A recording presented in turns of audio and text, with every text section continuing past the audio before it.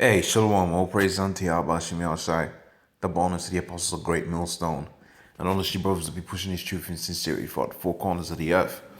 So I'm going to do this quick video here, dealing with a statement that was made on the video that I was just watching here on Dallas, GreatMillStone Dallas, a live show where they had the elder Nap there, which was a good show. I'm still watching, I'm still working my way through it. But there was a statement made regarding the families and pretty much how feminism, allowed it for the state to raise the children there, and ultimately in the state running the children, it was easier to influence a broken society, which a broken society is necessary for Esau to set up his so-called new world order. So it was a beautiful point that was made, and I wanted to go into that a little bit, if I can.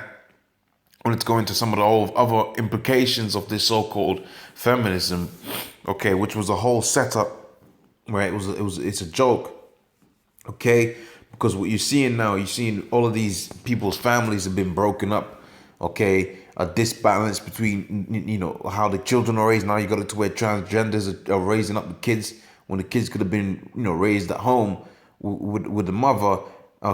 In a society, in an environment that was nurturing to the children. See, that's what people don't really go into too much. They forget about these women when they're talking about this so-called liberation and so on and so forth. These children that's gonna be raised up within that environment. No one seeks to understand how that ideology affects the children, and ultimately, what you see a whole society just lost. What you're seeing with these kids that were raised up in the prime heat of this so-called feminism is a complete and utter broken society, man. No order, no respect. No idea what they're doing. Just going out crazy. Because why? Because now you had it to where that guidance that was going to come from the parents, and ultimately from the father, because it was a patriotic society. That had been taken away. Right, all in the sense of really ultimately just selfishness. So let me get into this a little bit. All right, it says the impacts of feminism on the family. It says Gloria Steinberg sounded the war cry. All right, we don't just want to destroy capitalism, she said, but we want to tear down the whole effing patriarchy. It says as the women's movement turned fanatical and ugly in the 1960s and 70s, the focus began to shift from reforms and equal opportunity. So this is a bit of a big read. I'll go through as much of it as I physically can do. But obviously you can check this out for yourself. So it says, the focus began to shift from reform and equal opportunities. The feminist leaders, humanist, militant, pugnacious, and angry with their particular lot in life, launched programs where anti-God, and that's the important bit. That's the first thing you need to address, that needs to be addressed, because we're saying that the leader, the foremost person within this the so-called feminist agenda, the first thing that they're saying is anti-God. Now that for you Israelites out there, you Negroes, Hispanics, Native Americans, you should know that this is the rest of it is just gonna be BS. You should know that anything that comes out of a person that says anti-God, right, is anti-you. It ain't for you. Right, you should be understanding that. Now, obviously, if you want to go out there and worship Satan or whatever, do what you're going to do, but don't call yourself a so-called believer in the Most High and you're at the same time a feminist. Those are two contradictory statements based off of what the founder of the group has said. Anti-capitalist, anti-family. Well, that's anti-biblical because the Bible speaks about family. How you're supposed to take care of your family. What happens in the case where you got multiple wives, and how you gonna break down inheritance in that situation. Those are all things prescribed within the scriptures. Anti-birth. Anti-birth is against the scriptures. What the Lord said, be fruitful, multiply. All right, and anti-heterosexual. I ain't gonna tell you that ain't script. That's anti-scriptures. Because we know when we go into the book of Leviticus, it tells you if a man lies with mankind as he lies with a woman, both of them gonna be their blood shall be upon them. Same thing goes for a woman. And fostered a virulent hatred for anything having to do with males. Right? They no longer wanted to equalize the status of women, and this is the key statement that I was drawn to when I was reading this, because it's a good read, okay? They were no longer wanted to equalize the status of women. That's what you find within the so-called relationships that you have with your woman. She doesn't want to be equal to you. She wants to surpass you, okay? Equality is this. We go to a restaurant, we both pay half. This bitch wants me to do everything for her, okay, and just demand stuff as if she's my father or anything like that. Even my mom didn't even do that. Okay, and that's the same thing you're seeing out there within. That's just a hypothetical example, by the way. But that's the same thing you're seeing out there within the society. They don't just want you. They don't just want to be equal. Oh, okay, or I'll put it this way. Okay, because femininity these days is narcissism on steroids. They don't want to be. They don't want to be equal to you. Okay, right? They want to be equal to you when it suits them. Okay. When it's equal, when it suits them for you to be equal to them. In the other case, you're above and beyond. They're above and beyond you. Okay. It says, but instead they wanted to irreversibly alienate women from men and vice versa.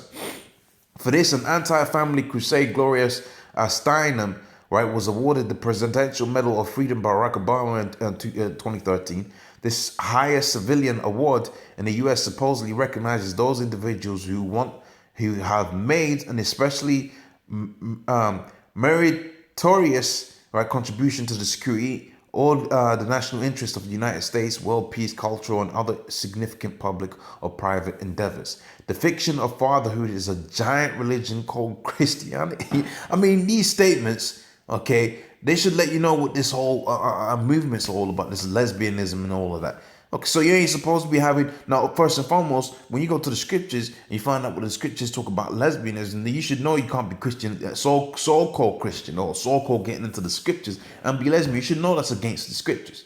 Okay, and the same thing goes for homosexuality. You should know that goes against the scriptures. But they're going to show you that this whole fatherhood, all right, is a religion we call Christianity. So, man, if it's not clear as daylight, then you're just being ignorant. Okay, so it says home and traditional family values are no longer accepted. Home and traditional values are no longer accepted answers for the questions: who am I? What am I here for? Okay, to serve you. And to answer that, all you have to do is go to the book of Ecclesiastes, the 12th chapter and the 13th verse. Okay, where the scripture talks about that this is the whole duty of man. Okay, that we serve the Most High. Okay, because it is all. I'm roughly paraphrasing, trying to remember off the top of my head. Right, for the whole duty of man is to serve the Most High, man.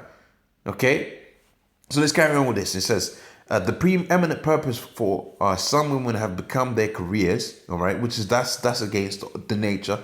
Okay, that's against nature, because if your purpose is your so-called career, that's a very self-willed endeavor. Okay, so when you have it to where you got children and so on and so forth, well, those children are gonna have to revolve around your ego, and you've already seen the consequence of that. Okay, you get these effeminized jakes. Okay, they're all about themselves. Okay, they have no true purpose about themselves because they have their agenda. All right, it revolves around their own emotional needs. Okay. That's what you go out here, and that leads to all types of different chaoses, man. I can name names, numbers, okay, jerseys, man, okay, right, of self-willed individuals, okay, and you see them coming into this truth of self-willed individuals, okay, that are taken after their mothers, who are self-willed, all right, they're all about themselves, and they can't see the bigger picture. They can't see the bigger picture that this is not about you, man, okay. See, if you're raised in a traditional household, you really quickly realize, right, your purpose is not all about yourself. Okay, you gotta go do this, that, and the third, so you can take care of this person, that person, because they took care of you. Okay, it's not self-fulfilling, and ultimately within this truth, you come to find out that this is not a self-fulfilling thing. This is a thing of you going out there to do the work because the Most High has instructed you to do the work. That's what it comes down to. And a good example that comes to mind is the man Jonah, because he didn't want to do that. But guess what? The Most High set it up from the foundation of the earth that he was of the righteous, right? That he was going to be a prophet. That he was going to be of the elect, even though he didn't want to be. The jobs that came with that. The Most High still had it to where he did that, man. Okay, so this ain't no a self-fulfilling thing. This is a thing of being in a family structure, and when in a traditional family structure, you have you have a patriarchal environment with the head person. Okay, the father figure leads charge, man. Because the father figure is not self-willed. The father figure can give instruction that's going to be mutually beneficial, man. Now check that. Now put that one in your wallet. Okay, put that one in your wallet. Because traditionally speaking, the father can issue out judgment that's going to be mutually beneficial to all parties, as opposed to an emotional agenda that's self-fulfilling. Okay. Taken over by radical leftists, right? I like this one here. Okay, this paragraph. So it says, taken over by radical leftists committed to adultery, which is against the scriptures. That's when you sleep with. That's when in terms of a man can only commit adultery if he's sleeping with another man's woman. Okay, if he's got multiple women, well, guess what? That ain't biblical adultery. Okay, if he's got multiple women, well, the scripture tells you how you're supposed to be dealing with the multiple women. Okay, but and it's true, you really want to keep it down to as minimal as physically possible, right?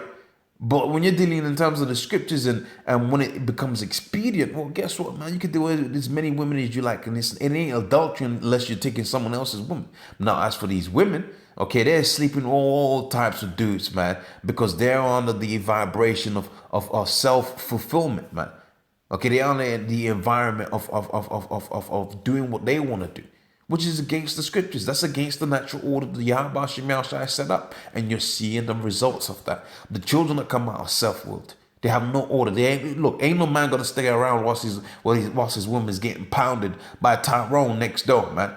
They ain't gonna stand for that. Ain't no man's gonna stand around whilst the milkman's done left seed within his woman. Ain't no man standing for that. He's leaving. So you get these, single mothers raising up kids on their own, okay? And they are looking around saying, where's all this so-called good men? Well, hold on a minute. You're the one that was talking about self-liberation. We went out there where we got some bush bitch to take care of our needs, man, because they're more in order, okay? Let's carry on with this. Excuse my my snuffling, okay? So it's taken over by radical leftists committed to adultery, lesbianism, and perpetuation of self over motherhood and family. That's that, man. I mean, come on, man. I mean, are we in a society where everybody's got smartphones, but nobody's smart enough to look up this information and see this whole agenda is against life? All right, this whole agenda is completely against life, man. Right? The person that's going to raise the kids for the predominant part is self-willed. That's against life, man. That's detrimental. That's diabolical. That's very much like Esau, the person that's in control. The person that's in power right now. Okay, so it says, over motherhood and family, the women's movement led by National Organization of Women became an adjunct to the Democratic Party. Okay, and it says the Democratic Party left millions of evangelicals and pro-family Christians, right? They're dealing with it because this article is really dealing with Christianity and so on and so forth. We just have to ride with that, right?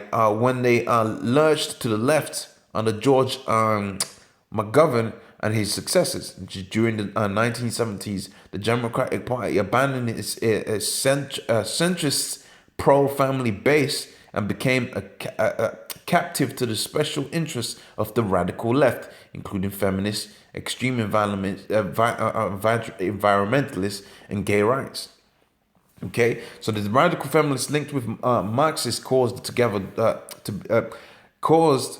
let me read that again properly. It says the radical leftists linked all the Marxist causes causes together by writing, we want to destroy the three pillars of class, a caste society, right? The family,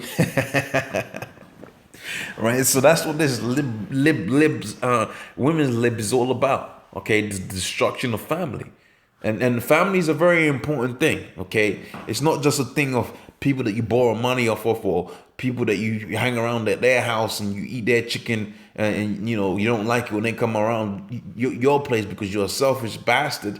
Okay, family is a thing of order being issued out. Okay, so if you got it to where there's a person that's in charge, okay, or the Oga, the chief, okay, when that individual issues out a certain order, when that whole thing goes throughout the whole family, everybody's better off. Okay, everybody's better off. Okay, when you're talking about helping each other out, that's gonna be you're gonna be better off. Okay, you're just better off as a unit as opposed to and as an individual, man. Many hands make light work. Okay, that's so easy to see, man. Okay, and when you see these Elamites out here, these so-called East Indians, and you see their so-called family structure, you see how they're just exhaling at everything. So you might have it to where one of the daughters wants to be a doctor or something. Well, guess what? One of the uncles or the cousins have already done that doctorate. So they're going to learn underneath them. They're going to borrow all of them books. How much easier is that as a process in a family structure than it is if you're on your own, man? It's 10, 20 times easier, man. You got all types of cousins, do this, and then you get that result. And that's just dealing with one facet of life. What about cooking? Okay?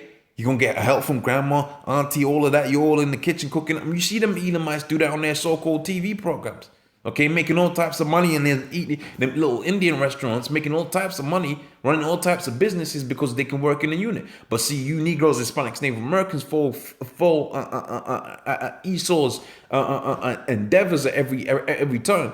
Okay, you take up these so-called ideas onto you, and then you become even more destroyed. And I'm not saying them Elamites ain't destroyed, but really, because they live in the same society as we do, but they got a more traditional culture, okay, a more patriotic society. Well, obviously, you're going to have anomalies in there, okay? So it says the concerns of the recent, so pretty much, I'll read this last one and then I'll call it quits on that. So it says the concerns of the recent national conventions have been bashing the Christians men's a group. So that's pretty much it. All I wanted to get on that. Okay, so let's go to that's pretty much it. You can read the rest for yourself.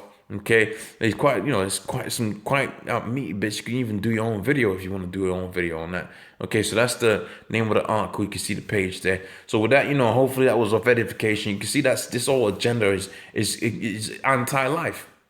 It's anti-life. Okay, such is the way of the man that came up with it. Okay, all right, and then they got the woman at the front, but ultimately we know that Esau came up with this behind closed doors and said, okay, we're gonna give you £1 million. Just go out there and say this. All right, so I'm saying, oh, praises unto Yahweh, Shai, double honors to the apostles of Great Millstone, and I honor you brothers that be pushing this truth and sincerity. And Lord's will, I'll see you on the next one. Shalom.